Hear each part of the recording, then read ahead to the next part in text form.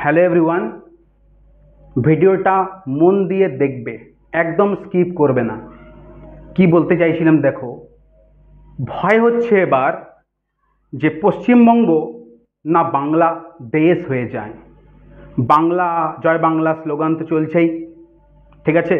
ভারত মাতা কি জয় বলতে, বন্দে মাতরম বলতে তোমরা কম শুনবে, জয় বাংলা বলতে বেশি শুনবে, পার্সেন্টেজটা বেড়ে গেছে। কেন এরকম কথা বলছি?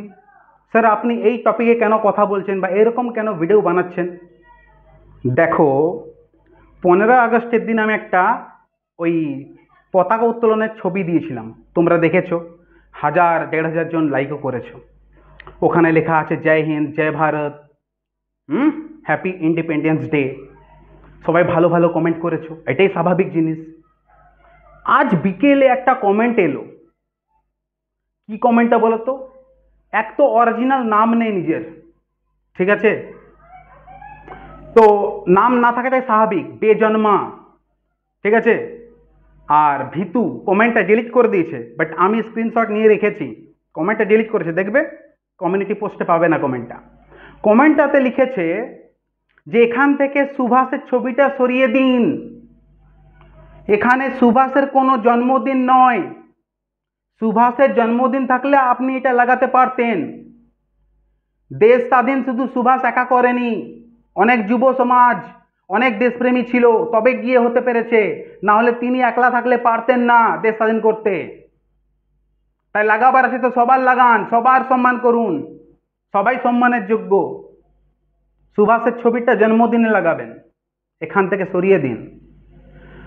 মনে হচ্ছে তোমার যে এই কমেন্টটা কোনো ভারতীয় মানসিকতা করতে পারে? ভারতীয় মানসিকতা দিয়ে এই কমেন্টটা করা যেতে পারে? আমার তো মনে হচ্ছে না।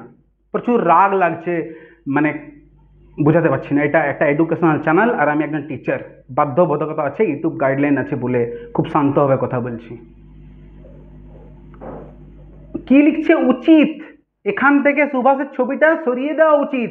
সুভাষ, সুভাষচন্দ্র বোস বলি আমরা, সুভাষের ছবিটা সরিয়ে দেওয়া উচিত, মানে ও কর্তব্যের জ্ঞান দিচ্ছে আমাকে। আমার তো মনে হচ্ছে যে পশ্চিমবঙ্গে না প্রচুর বাংলাদেশি ঢুকে গেছে, আর অনেক পাকিস্তানের ফলোয়ার বেড়ে গেছে। আমাদের কেন্দ্রীয় সরকারের উচিত এবং পশ্চিমবঙ্গ সরকারের উচিত যে পুরো মানে চিরুনি তল্লাশি করে এক একটা মানে অ্যান্টি ইন্ডিয়া যাদের মানসিকতা আছে ওদেরকে ধরা। ভাবতে পারছো সাহস কিরকম? সুভাষকে সরিয়ে দিন এই লাইনটা বলতে পারছে? বলছে জন্মদিনে লাগাতেন তো ঠিক ছিল, এখানের দরকার নেই, উনি একলা থাকলে করতে পারেন, এরকম মানসিকতা। তাহলে কি আলী জিন্নার ছবি লাগাবো? এক তো নিজের নাম নেই, বেজন্মা, কে বাপ কে মা জানা নেই। ছি ছি ছি, এটা ভারতীয় মানসিকতা নয়। দুটো কেস হতে পারে, এক বেটা বিদেশি হবে, বাংলাদেশি, নতুবা কি হবে, ফিজিক্যালি ভারতীয় কিন্তু মানসিকতা বেটা অ্যান্টি ইন্ডিয়া, পাকিস্তানি, বাংলাদেশি টাইপের। কমেন্টটা দেখতে পাচ্ছ? কমেন্টটা দেখো। রাগ লাগছে কি রাগ লাগছে না? ভিডিও বানাবো কি বানাবো না? উচিত কি উচিত না কিছু? চুপচাপ কি করে থাকবো? সতর্ক হও, দেখো পশ্চিমবঙ্গে কি চলছে। পশ্চিমবঙ্গে কিন্তু প্রচুর জালিয়াতি চলছে। ওইদিকে কলকাতার মেয়র বলছে যে যারা নন মুসলিম হয়ে জন্মগ্রহণ করেছে ওরা দুর্ভাগ্য নিয়ে জন্মগ্রহণ করেছে।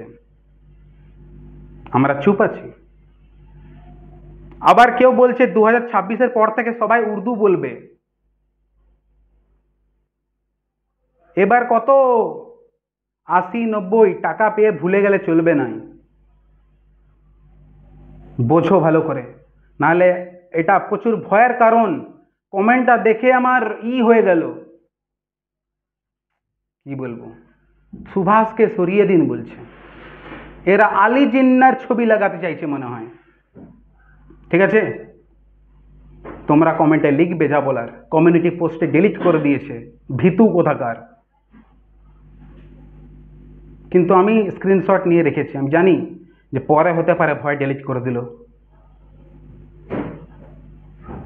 যাই হোক, জয় হিন্দ, জয় ভারত, সুভাষ চন্দ্র বোসের জয়। চলো লিখো আর বলো সুভাষ চন্দ্র বোসের জয়। এই দেশ স্বাধীন অনেকের স্যাক্রিফাইসে হয়েছে, প্রচুর। আমরা তো পড়ি ইতিহাসে, আমরা পড়াশোনা করি, আমরা স্কুল কলেজে পড়েছি, অতএব আমরা জানি ভারতের ইতিহাস। কোনো বিদেশির কাছ থেকে শুনতে হবে নাই আমাদের দেশপ্রেমিকের গল্প। আর কার ছবি লাগানো উচিত কি উচিত নাই আমি জানি। আর সম্ভব হলে সমস্ত দেশপ্রেমীর ছবি একদিন লাগাবো। তা বলে কি আলী জিন্নাহর ছবি লাগাবো? ছি, বাংলার দুরবস্থা দেখো। শব্দ বেরিয়ে গেল বাংলা, পশ্চিমবঙ্গটা বাংলা বলে ফেলছি। মনে হচ্ছে না যে সাইকোলজিক্যালি এটাকে বাংলার দিকে নিয়ে যাওয়া হচ্ছে? আমরাও এরকম দেখো অজান্তে জানতে বাংলা বলে ফেলছি। কিছু তো একটা চলছে, সাইকোলজিক্যাল ন্যারেটিভ তৈরি করা হচ্ছে একটা। সতর্ক থাকো, সতর্ক করো। ভিডিওটা শেয়ার করবে আর নিজের মতামত অবশ্যই জানাবে। ভুল বলে থাকলে সেটাও জানাবে, স্যার আপনিই ভুল করেছেন, বুঝলে তো? কিন্তু আমার তো মনে হচ্ছে না যে আমি কোনো অ্যাঙ্গেলে ভুল আছি। ঠিক? জয় হিন্দ, জয় ভারত, বন্দে মাতরম। আমি সর্বপ্রথমে আপনাদের স্মরণ করিয়ে দেব যে আজ ভারতবর্ষের সম্মুখে একটা মস্ত বড় সুযোগ উপস্থিত হয়েছে।